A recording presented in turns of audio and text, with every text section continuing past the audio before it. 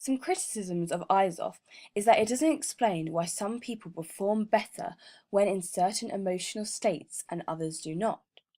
There's also no description or explanation of how the Eyes Off is developed and why the best and most elite performers are most likely to be in the optimal zone.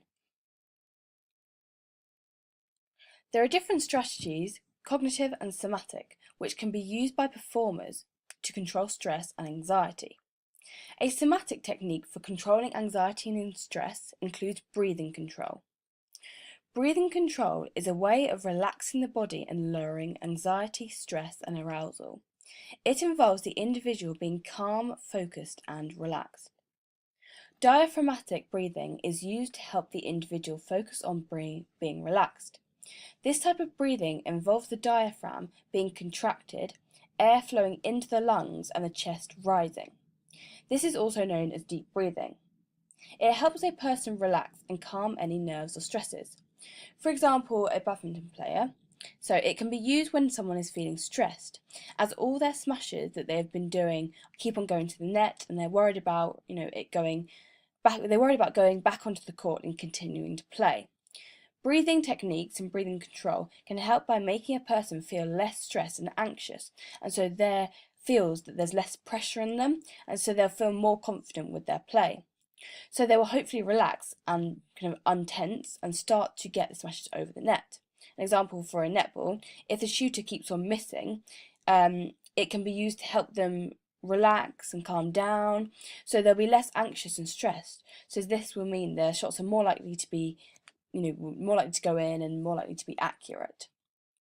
A cognitive technique for controlling cognitive anxiety includes imagery and visualization.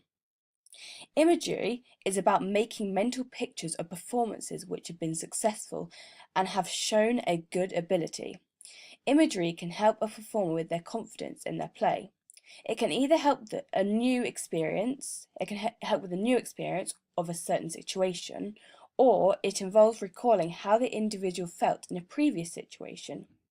And then visualization, which is this example, is when the individual creates a mental image of what they want to happen in the performance. Visualization is about picturing what you want the performance to plan out and how you want the performance to plan out, so you know what you want to happen. Example of this in badminton, when doing a smash in badminton, visualizing where the shuttlecock will land to win the shot. For example, netball, when about to shoot, visualizing the goal going into the goal. Now, I'm going to be talking about two different scenarios. The first scenario, so a badminton scenario and a netball scenario. The first one I'm going to be talking about is a netball scenario.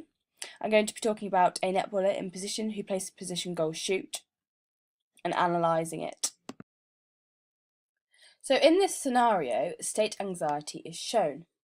As I've spoken about before in the video, state anxiety changes in situations and is an in-the-moment feeling. In the scenario, state anxiety is shown by Sarah, as in training and local games, her shooting is very accurate and consistent, at 86% scoring average. However, in situations such as crunch games, at the end of season, her accuracy is completely different, at only 32% scoring average.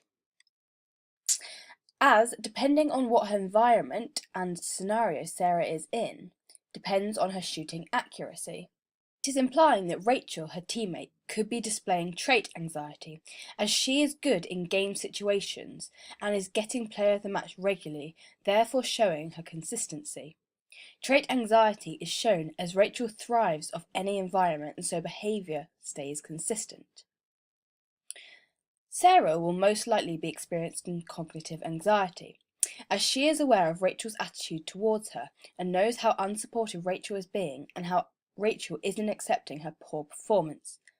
This could lead to Sarah getting cognitive anxiety, as she may start to worry and feel that she isn't good enough and that her skill level is too low.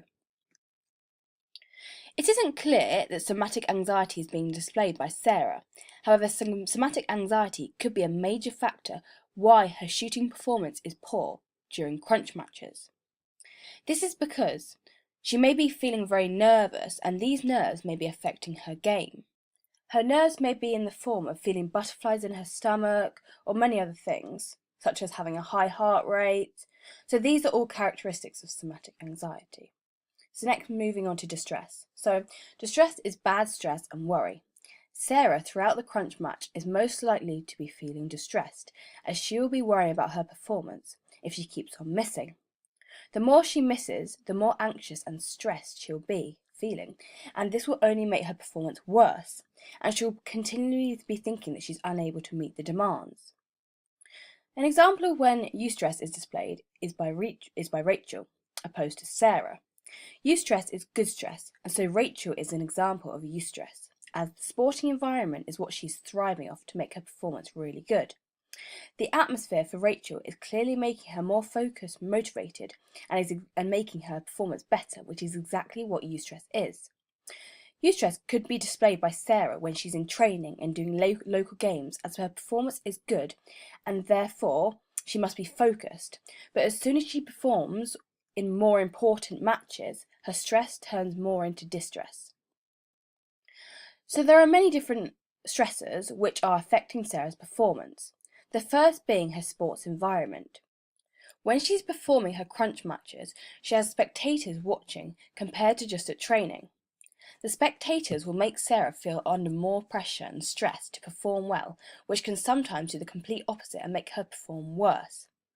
Because she's feeling anxious about having audiences watching her, her accuracy with shooting is going to worsen. As, when she doesn't have spectators, such as when she's training, her shooting is a lot more accurate, therefore showing the spectators play a part in Sarah's decline in performance at more important matches. The event importance is also affecting Sarah's performance, as when she plays netball in training and at local games, her accuracy is good as it doesn't matter and it doesn't mean as much. Whereas when Sarah is playing important crunch matches, her performance decreases, and so does her accuracy. This is because in important matches, it's vital that Sarah's shooting and her accuracy is excellent, as everyone on her team and she will want to really win the match. But because it's very important, the pressure from her teammates, mainly Rachel, her coach and spectators, is going to make Sarah feel worse and going to make her performance worse. The next stressor is occupation. There is pressure to win from spectators, team members and coaches, as everyone will want them to win and so won't want to see any poor performance or silly mistakes. The next stressor impacting Sarah's performance is internal. Internal is showed by her teammate Rachel and from the spectators. Her teammate Rachel is very unsupportive of Sarah and doesn't like Sarah's bad performance, as Sarah knows. This will therefore make Sarah feel more stressed, as she'll feel that she needs to perform well to show Rachel that she's good enough. And then the final stressor impacting Sarah's performance is external. External things is all about the environment. In Sarah's case, in training, the environment is relaxed and she won't be feeling much pressure. However, when she's doing shooting in an important game, there are audiences watching, adding to pressure and putting on more stress on Sarah. So Sarah clearly performs best when she isn't aroused and has low anxiety and low amounts of pressure. As in training, when she has low pressure, her scoring average is 86% accuracy, compared to when she's feeling anxious at crunch matches, her scoring average is only 32%. Now I'm going to be analysing Nick's scenario. So trait anxiety is shown as all season he's been struggling to play very well, clearly showing that it's not just a one-off thing which changes from situation to situation like state anxiety is. It is clearly an underlying issue which is occurring and isn't changing, just like the fact that trait anxiety is all about behaviour staying in the same in any situation. Also, he's been constantly worrying about his grades. This shows trait anxiety, as the word constantly links to trait anxiety, as it's something which keeps on occurring no matter what situation or circumstance Nick is in. So Nick isn't experiencing any eustress, which is good stress, only he is really experiencing distress. Distress is shown by Nick as soon as he makes an error in his performance completely falls apart and drops. This is distress, as it's showing that after he makes an error, he loses all confidence and belief and starts thinking that he isn't good enough and is unable to meet demands. This is clearly influencing his performance, as after he makes an error, the distress kicks in and causes his performance to decline, as his energy levels may be reducing and he may be feeling unpleasant. Nick is experiencing cognitive anxiety as he is constantly worrying. He's always worrying about his grades. This worry about his grades can be affecting his performance, as it means that his head isn't fully in the game when he is performing. It can also be a reason why he isn't using his tactics planned with his new coach, because he is thinking about other things. Also, his worrying about his work is distracting him off the court and on court, so at training and when he's on the court playing the game. His worrying is causing him to make mistakes and errors as he isn't doing accurate shots.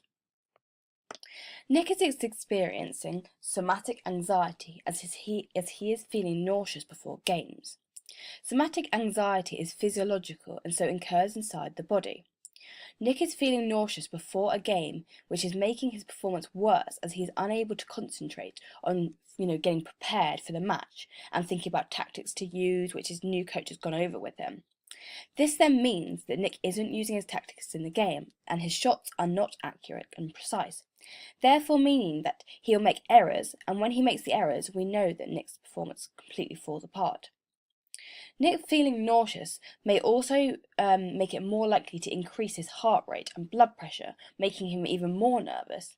These nerves impact his performance, so therefore we know that he performs best when there's less anxiety, or it's more likely that he does, as when he has high anxiety and high pressure, this makes him more nervous, and this is more likely to impact his performance and make his shots less accurate, meaning that more mistakes will be made. So there are stresses influencing Nick's performance. The first is his personal life, such as work. Work is clearly having an impact on his performance. Nick worrying about his grades is making him feel more stressed. This stress is then affecting his performance as he's unable to concentrate and so is making many mistakes and errors due to inaccuracy.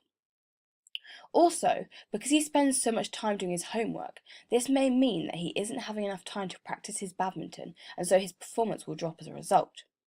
It's clear that Nick is struggling to find time to do badminton and his work, and when he is at badminton practice or in a game, his mind is elsewhere, thinking about his work and worrying about it. This will be putting him off his game.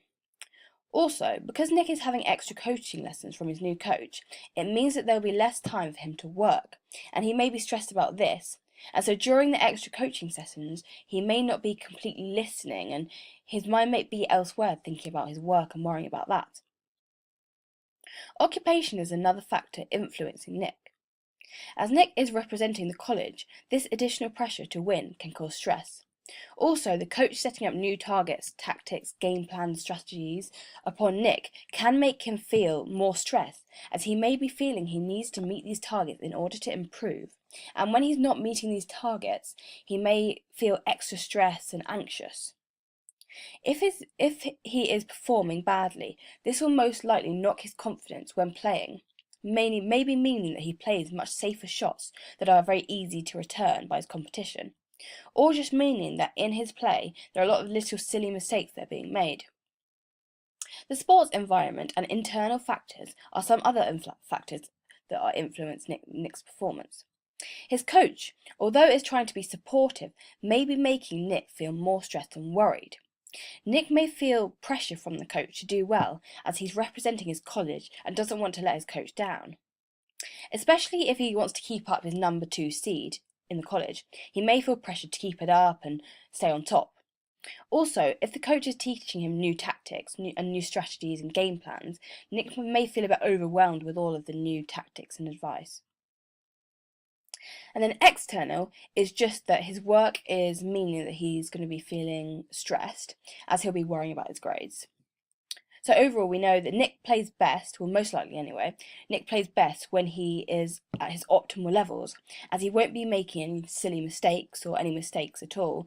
And if he isn't making these mistakes, then therefore that will mean his performance won't drop, as when he makes the mistakes, as we know, his performance rapidly declines.